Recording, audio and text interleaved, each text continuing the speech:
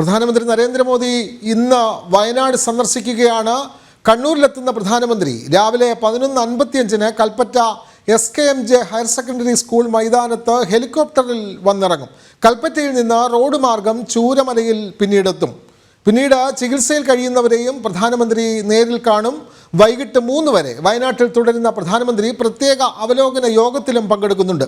ദുരന്തബാധിത പ്രദേശങ്ങളിൽ വ്യോമ നിരീക്ഷണവും നടത്താനാണ് തീരുമാനം. വിവരങ്ങളുമായി മേപ്പാടിയിൽ നിന്ന് മിഥുൻ മുരളി, കൽപ്പറ്റ ടൗണിൽ നിന്ന് അരുൺ കൊടുങ്ങൂർ, കൽപ്പറ്റ ഹെലിപ്പാഡിൽ നിന്ന് അർജുൻ, കണ്ണൂർ അന്താരാഷ്ട്ര വിമാനത്താവളത്തിൽ നിന്ന് ഗോകുൽ കെ വേണുഗോപാൽ തുടങ്ങിയവർ ചേരുന്നു. ആദ്യം മിഥുൻ മുരളിയിലേക്ക്. മിഥുൻ മുരളി, ഇന്ന് പ്രധാനമന്ത്രി എത്തുന്നു.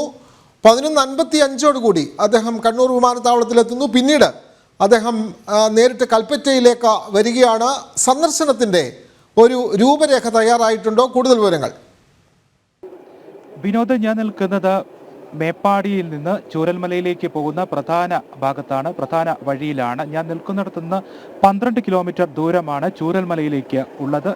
ഈ വഴിയിലൂടെയാണ് അദ്ദേഹം ചൂരൽമലയിലേക്കും മുണ്ടക്കയിലേക്കും പുഞ്ചിരിമട്ടവും അടങ്ങുന്ന ആ ദുരന്ത ബാധിത മേഖല സന്ദർശിക്കുന്നതിന് വേണ്ടി റോഡ് മാർഗം കടന്നു പോവുക. ഈ ഭാഗത്ത് ഇപ്പോൾ പോലീസ് ബാരിക്കേഡുകൾ തീർത്തുകൊണ്ട് ഈ വഴിയുടെ മുൻഭാഗത്തേക്ക് 12 കിലോമീറ്റർ ദൂരത്തേക്ക് മറ്റ് ഒരു വാഹനങ്ങളും കടത്തിവിടാതെ തടയുകയാണ്. ഇന്നലെ രാവിലെ 11 മണി മുതൽ തുടങ്ങിയ സുരക്ഷയുടെ ഭാഗമായ SPG കമാൻഡോകൾ ഈ ഭാഗത്തെ സുരക്ഷാ ചുമതലകൾ ഏറ്റെടുത്ത് ഇവിടെ നിലയുറപ്പിക്കുകയും ബാരിക്കേഡുകളും മറ്റും തീർത്തുകൊണ്ട് സർവ്വ സന്നാഹത്തോടു കൂടിയ സുരക്ഷ ഒരുക്കുകയും ഒക്കെ ചെയ്തിരുന്നു. കനത്ത സുരക്ഷയാണ് ഇപ്പോൾ SPGയുടെയും കേരള പോലീസിൻ്റെയും മറ്റ് വിഭാഗങ്ങളുടെയും എല്ലാം നേതൃത്വത്തിൽ ഈ പ്രദേശത്ത് ഒരുക്കിയിരിക്കുന്നത്.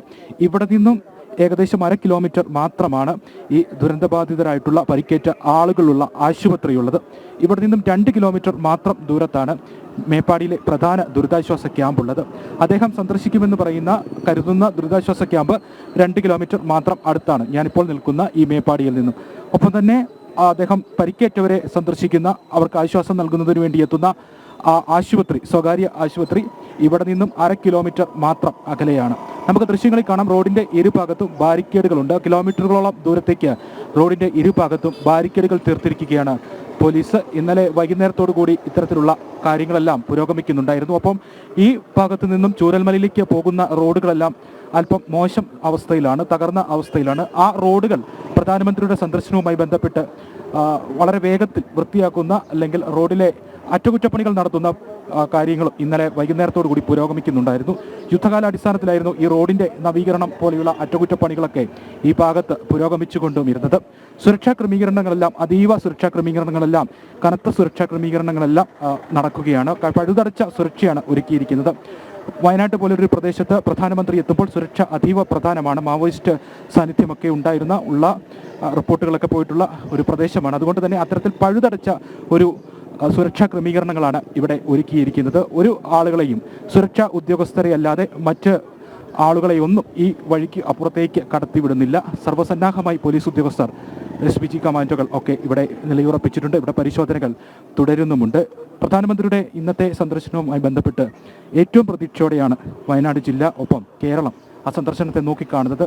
കഴിഞ്ഞ 12 ദിവസമായി ഈ ഒരു ദുരന്തമുണ്ടായി തൊട്ടടുത്ത നിമിഷം തന്നെ കേരളത്തെ ചേർത്ത് പിടിച്ചുകൊണ്ട്, വയനാടിനെ ചേർത്ത് പിടിച്ചുകൊണ്ട് കേന്ദ്രമുണ്ട്, പ്രധാനമന്ത്രിയുണ്ട്.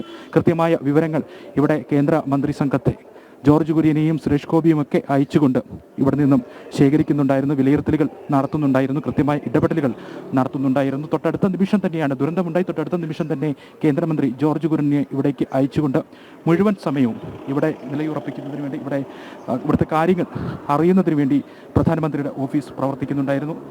കൃത്യമായ റിപ്പോർട്ട് ജോർജ് കുര്യൻ അദ്ദേഹത്തിന് നൽകുന്നുണ്ടായിരുന്നു, ദുരന്തത്തിൻ്റെ വ്യാപ്തി ബോധ്യപ്പെടുത്തുന്നുണ്ടായിരുന്നു. അതുകൊണ്ട് തന്നെ ഇന്നത്തെ സന്ദർശനത്തിന് വലിയ പ്രാധാന്യമുള്ളത്. അടുത്ത ദിവസങ്ങളിൽ ഈ വയനാടിൻ്റെ അതിജീവനവുമായി ബന്ധപ്പെട്ടുള്ള കാര്യങ്ങൾക്ക് കൃത്യമായ ഇടപെടലുകൾ, വയനാടിനെ ചേർത്ത് പിടിച്ചുകൊണ്ടുള്ള, ദുരന്ത മേഖലയെ ചേർത്ത് പിടിച്ചുകൊണ്ടുള്ള നടപടികൾ. മിഥുൻ മുരളി, കൃത്യമാണ്, വിവരങ്ങൾ കൃത്യമാണ്. പ്രധാനമന്ത്രി വയനാട്ടിലേക്ക് എത്തുന്നു. വലിയ പ്രതീക്ഷയാണ് നാടിനുള്ളത്.